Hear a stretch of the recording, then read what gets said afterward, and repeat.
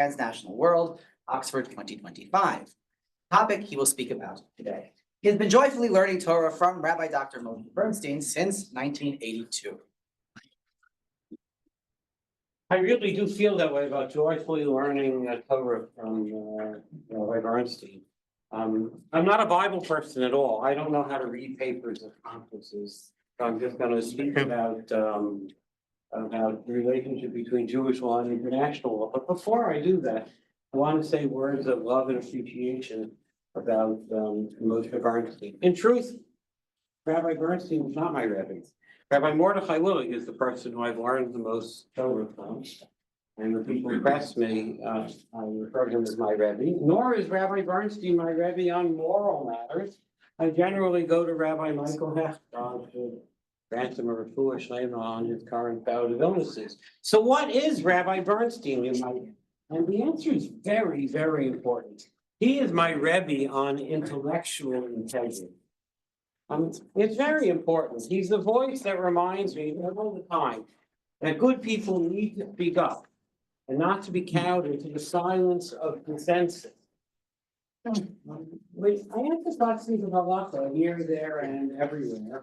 And there's always the sense that you can follow the consensus and be cowed into listening what this person said or what that person said, or follow along, or you have to do what the Mishnah Berurah says is the right thing to do. And you need somebody to remind you that you need to be true to yourself.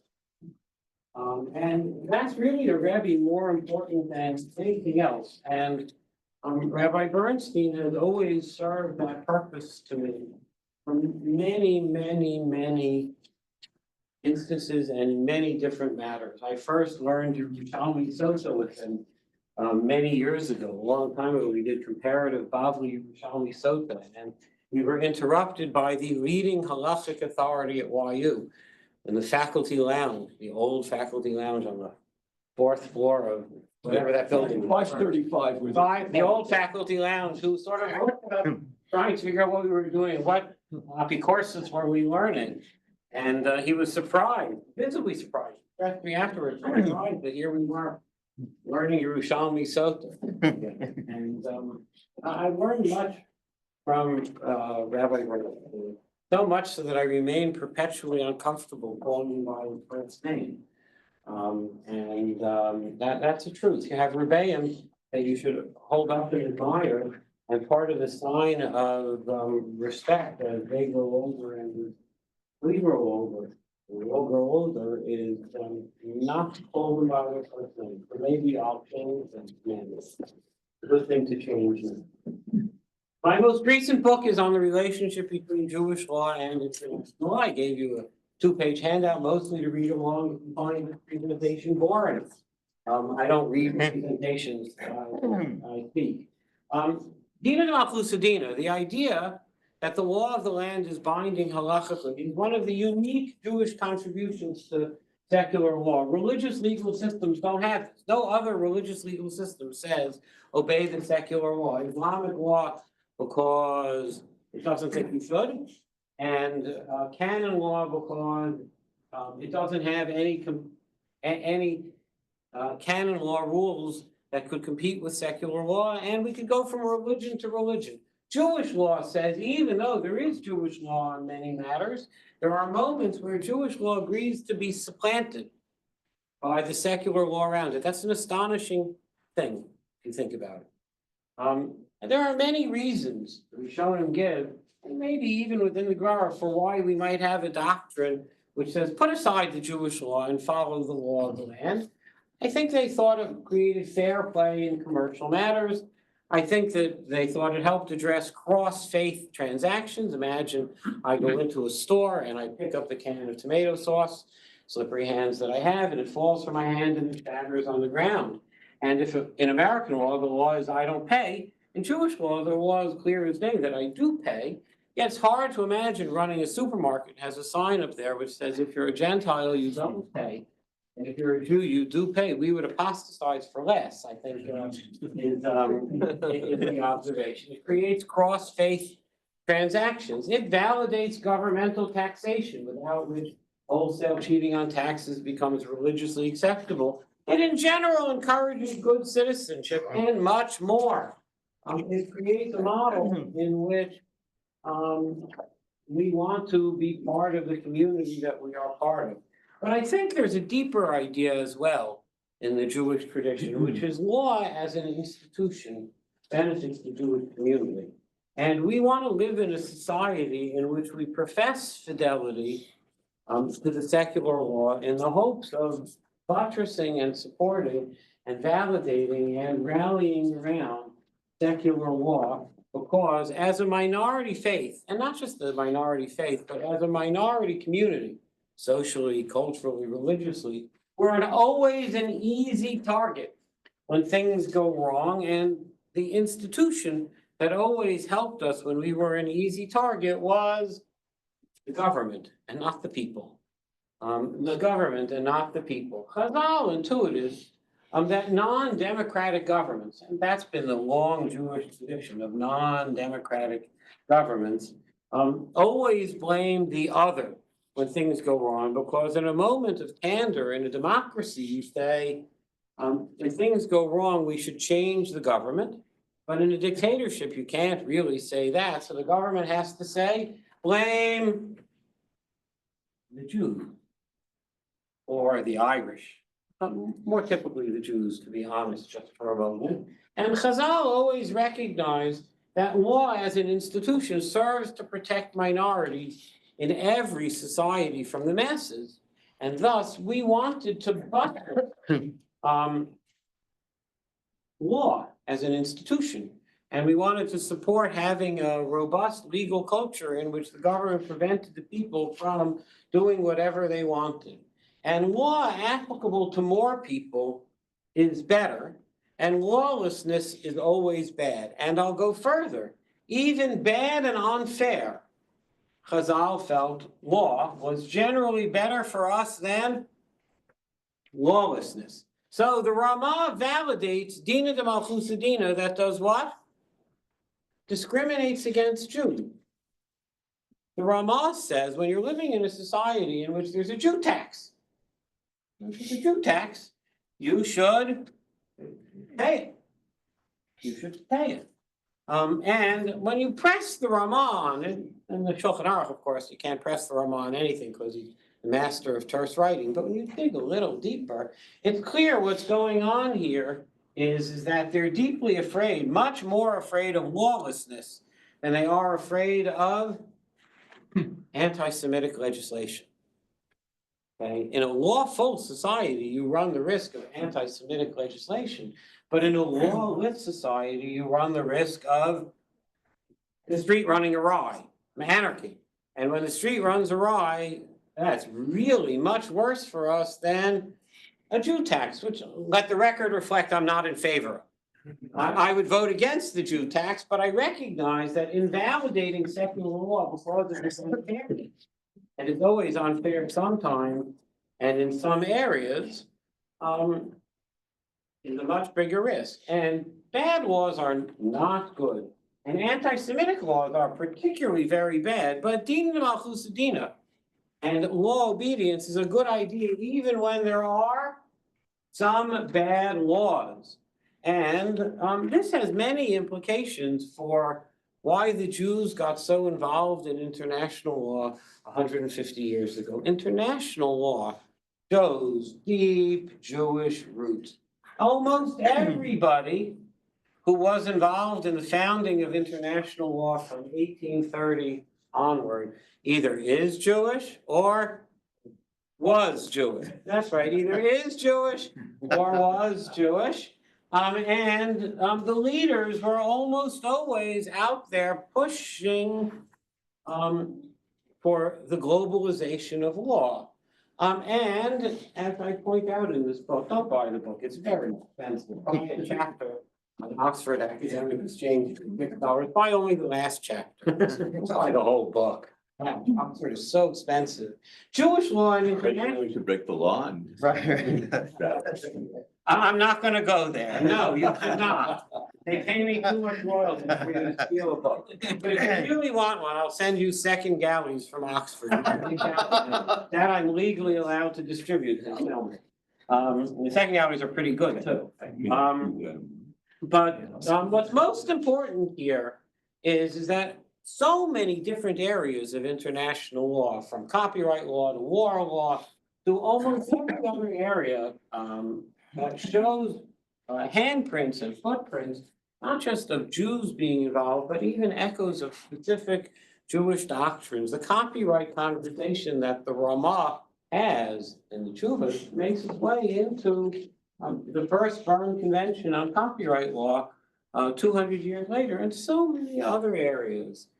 And so many other areas. It's hard to know what the influence of the Rambam's recitation of treaty law had in the implications of treaty law in the early treaty conventions of the 1800s. And not only that, the most fundamental doctrine of international law is deeply Jewish, which it's a denial of the idea that law is geographically bounded. We as Jews walk around with Jewish law where? Everywhere. Everywhere. The moment you leave the United States, do you know what happens to American law? It's gone. You do not have to obey American law as an American citizen traveling in Amsterdam. You can go to a country that allows you to do things that are a crime. And you can go to Saudi Arabia and I was going to suggest marry a second wife. So it shows where each of our interests are. You can marry a second wife in Saudi Arabia as a U.S. citizen, and it's perfectly legal as an American citizen, even though polygamy is illegal as a matter of federal laws. The one area of marriage law that's federalized, it doesn't apply outside the United States. International law adopts at its core the Jewish model, which says that law is international and everywhere, and it's not grounded by geography in any real way. I wrote this book because we are living in a particularly anti-Semitic moment in international law, just among us. International law has turned particularly anti-Israel and particularly anti-Semitic. And Oxford asked me to write this book to try to tamper down the anti-Semitism in the field. It was based actually on a paper your husband and I separately wrote for the Orthodox Forum on international law and war.